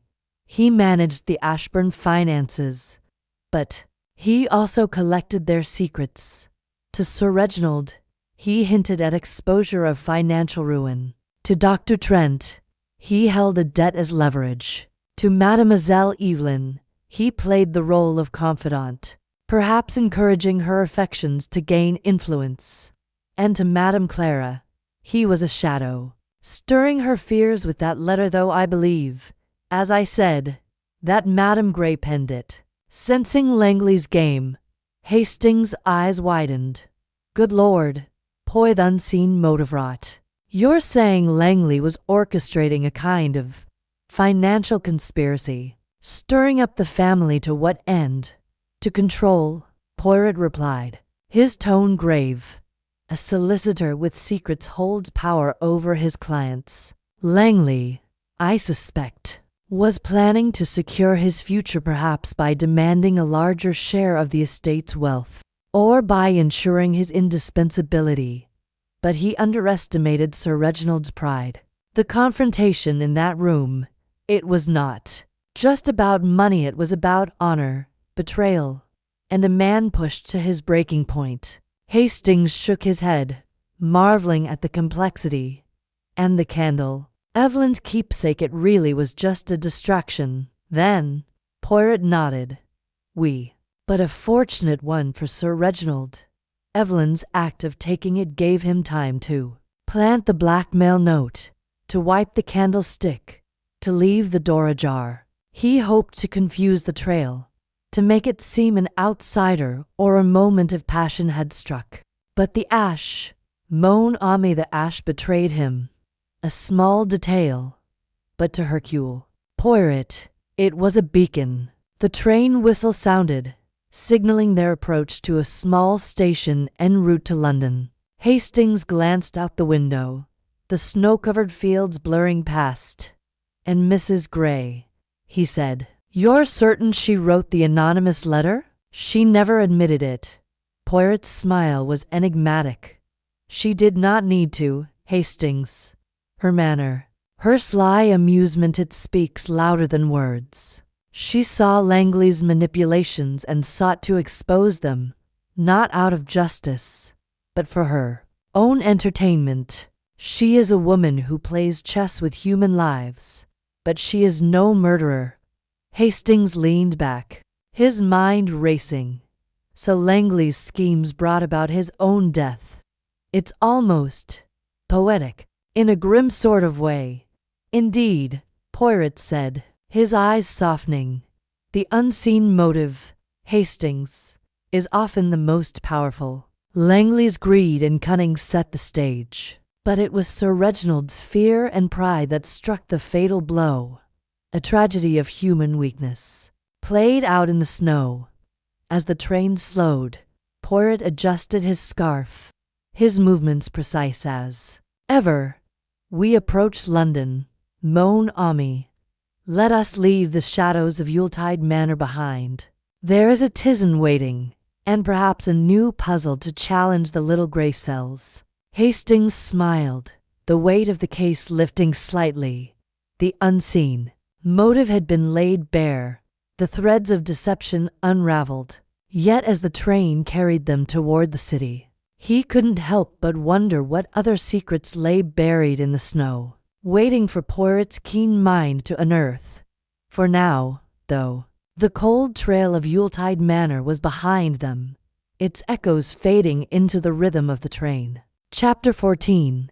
The weight of Silenceath train steamed steadily toward London, its wheels clattering rhythmically over the tracks. A stark contrast to the stillness that had enveloped Yuletide Manor. The snow-covered countryside blurred past, a monochrome expanse that seemed to mirror the somber mood within the carriage. Hercule Poirot sat with his usual impeccable posture, his gloved hands resting lightly on his cane, his eyes half closed as if in meditation. Captain Hastings, however, could not settle, his mind still tethered to the events at the manor, the revelations of Sir Reginald's guilt, and the lingering questions about the family's future. Poirot, Hastings said, his voice breaking the quiet, "You've solved the case, and Sir Reginald will face justice. But what about the others? Clara, Evelyn, Lady Beatrice, they're left to pick up the pieces. And that anonymous letter, even if Mrs. Gray wrote it, how did she know so much about Langley's schemes?" Poirot opened his eyes, a faint smile curving his lips. "Mon ami, you are like a clock that ticks too fast, always seeking the next chime. The letter, it is a detail that troubles you. Let us consider it. Madame Gray is a woman of observation, with ears that hear what others miss. She likely overheard Langley's conversations, perhaps with Sir Reginald, perhaps with Dr. Trent, and pieced together his manipulations. The letter was her gambit, a way to unsettle the household without risking her own position." Hastings frowned, adjusting his hat. But why not confront Langley directly? Why all the secrecy? Poirot's mustache twitched. "Because, Hastings, Madame Gray is not a hero. She is a spectator, delighting in the drama of others' lives. To confront Langley would be to step onto the stage. To write the letter was to pull a string from the shadows. It is her nature." Hastings nodded slowly, his thoughts drifting to the Ashburn family, poor Clara, and Evelyn. To learn their husband and father is a murder, it's a heavy blow. And Lady Beatrice, losing her son to such a scandal. Do you think they'll ever find peace? Poirot's expression softened, a rare glimpse of empathy beneath his polished exterior. "Peace, mon ami, is not found. It is built. Madame Clara has her daughter to anchor her, and Mademoiselle Evelyn has youth and resilience. Lady Beatrice, she is the rock of the family, strong enough to bear this burden. The weight of silence, the secrets they kept, has been lifted by the truth. It is painful, but it is also the first step toward healing." Hastings leaned back, gazing out at the snow-dusted fields. "And Dr. Trent, his debt to Langley, will that come out in the trial?"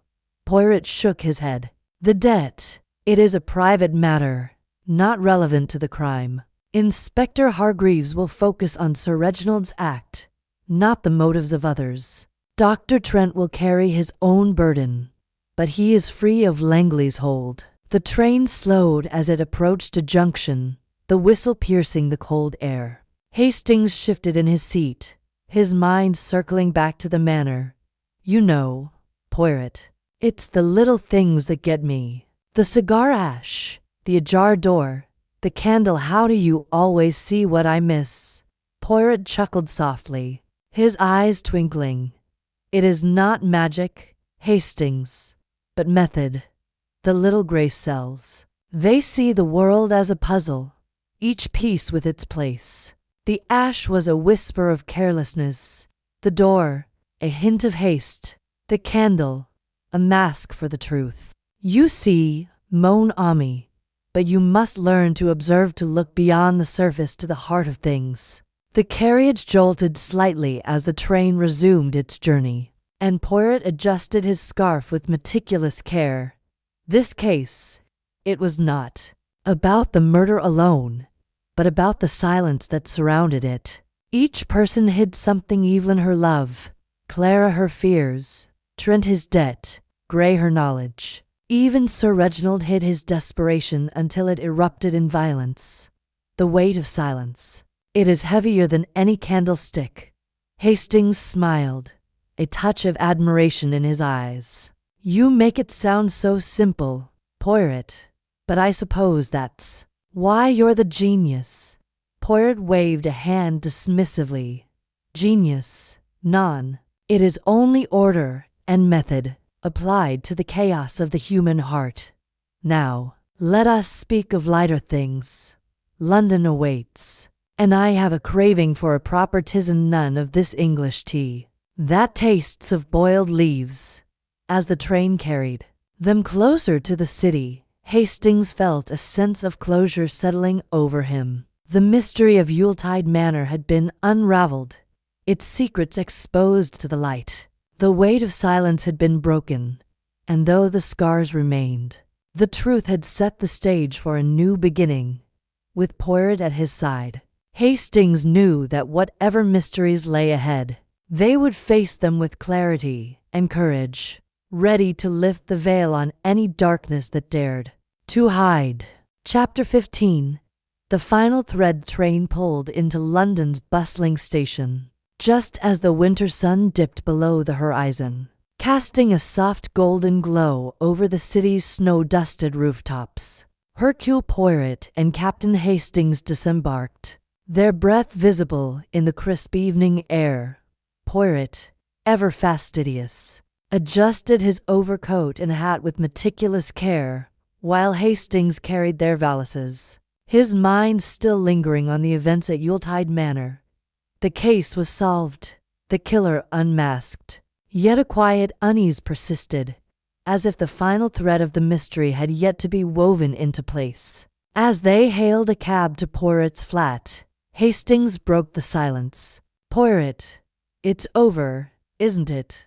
Sir Reginald's confession, the cigar ash, the planted note, you've tied it all up. But I can't help wondering about the Ashburns. How do they move forward after such a betrayal? Poirot's green eyes gleamed under the street lamps as he climbed into the cab. Mon ami, you are sentimental, always thinking of the heart. The Ashburns, they will endure, as families do. The truth, it is a sharp blade, but it also cuts away the rot. Sir Reginald's crime has wounded them, but it has also freed them from the shadow of Langley's manipulations.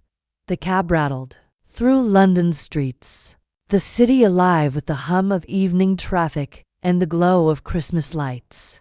Hastings leaned back, his thoughts drifting. And Mrs. Grey, he said, you're certain she wrote that anonymous letter to Clara? It seems such a cruel thing to do, stirring up trouble like that. Poirot's mustache twitched with a faint smile. Cruel, perhaps, but also calculated. Madame Grey is a woman who sees the world as a chessboard, each move designed to provoke. A reaction. She sensed Langley's schemes, perhaps through overheard whispers, perhaps through her own sharp intuition, and chose to act indirectly. The letter was her gambit, a way to expose Langley without dirtying her hands. But rest assured, Hastings, she is no killer. Her weapon is knowledge, not a candlestick. Hastings nodded, his mind turning to the smaller details. The candle still bothers me, Poirot. Evelyn hid it out of love, but it played such a big role in the confusion. Was it really just a coincidence that it helped Sir Reginald's deception? Poirot's eyes sparkled with amusement. Coincidence? Mon ami? Non. Hercule Poirot does not believe in coincidence. The candle was Evelyn's folly, but it became Sir Reginald's shield. When he struck Langley, he saw the candle was missing, taken by Evelyn, and seized the opportunity. He left the candlestick, wiped of prints but for the ash he overlooked, and planted the note to point us toward himself as a victim of blackmail. The candle's absence drew our eyes, made us question Evelyn. While the true clue, the ash, lay in plain sight, the cab pulled up to Poirot's flat, a neat, modern building that stood in stark contrast to the ancient grandeur of Yuletide Manor. As they stepped out, Poirot paid the driver with precise change, his movements as orderly as his thoughts. Inside, the flat was a haven of symmetry, every book and cushion in its proper place. Poirot lit a small fire and prepared a tisane, its fragrant steam curling through the room. As they settled into armchairs, Hastings sipped his tea grudgingly, for he preferred a stronger brew, and pressed on. You made it look so easy, Poirot. The way you unraveled it, all the voices, the timing, the ash. But what was it that clinched it for you? The moment you knew it was Sir Reginald. Poirot leaned back, his hands steepled. The moment, Hastings, was when Madame Clara spoke of the man's voice in Langley's room, not his, but another's.